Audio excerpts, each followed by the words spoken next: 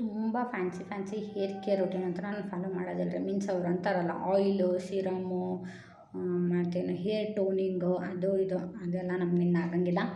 ನಾನು ಮಾಡೋದಿಷ್ಟೇ ನೋಡಿ, weekly compulsory ತಲೆ ವಾಶ್ ಮಾಡ್ತೀನಿ. ವೀಕ್ಲಿ ಒನ್ಸ್, ಟಾಯ್ಸ್ ಚಳಿ ಇದ್ದರೆ ಒನ್ಸ್, ಇಲ್ಲ ಸಮ್ಮರಲ್ಲಂತೂ 2 ಟೈಮ್ಸ್ 3 ಟೈಮ್ಸ್ ಯಾವಾಗಲೂ ಮಾಡ್ತೀನಿ ನಾನು. ಮೀನ್ಸ್ ತಲೆ ಮಾತ್ರ ಸ್ಕ್ಯಾಲ್ಪ್ ಇದೆಯಲ್ಲ ಅದು ಮಾತ್ರ ತುಂಬ ಕ್ಲೀನಾಗಿ ನೀಟಾಗಿರ್ಬೇಕು. ಈ ಥರ ಎಷ್ಟು ಚೆನ್ನಾಗಿ ನೀಟಾಗಿರುತ್ತೋ ಅಷ್ಟು ಹೇರ್ ಫಾಲ್ ಕಡಿಮೆ ಆಗುತ್ತೆ ನಿಮಗೆ. ಮತ್ತು ಕಂಪಲ್ಸರಿ ಆಯಿಲಿಂಗ್ ಮಾಡೇ ಹೇರ್ ವಾಶ್ ಮಾಡಬೇಕು. ಅದು ಒಂದು ಮಾತ್ರ. ಇಲ್ಲಾಂದರೆ ಹೇರ್ ತುಂಬ ಡ್ರೈನೆಸ್ ಆಗುತ್ತೆ, ಆಮೇಲೆ ಹೇರ್ ಫಾಲ್ ಜಾಸ್ತಿ ಆಗುತ್ತೆ. ಕಂಪಲ್ಸರಿ ಹೇರ್ ವಾಶ್ಗಿಂತ ಮುಂಚೆ ಹೇರ್ ಆಯಿಲಿಂಗ್ ಮಾತ್ರ ಕಂಪಲ್ಸರಿ ಮಾಡಿ. ಆಮೇಲೆ ಕಾಮನಾಗಿ ಡ್ರೈ ಮಾಡ್ಕೊಳ್ಳಿ. ನಾನು ಹೇರ್ ವಾಶ್ ಮಾಡಿದ ಮೇಲೆ ಕಂಪಲ್ಸರಿ ಏನಂದರೆ ಕಂಡೀಷ್ನರ್ ಮಾತ್ರ ಯೂಸ್ ಮಾಡೇ ಮಾಡ್ತೀನಿ. ಯಾಕಂದರೆ ಈ ಥರ ನೋಡಿ ಸ್ಮೂತಾಗಿ ಸಿಲ್ಕಿಯಾಗಿರುತ್ತೆ.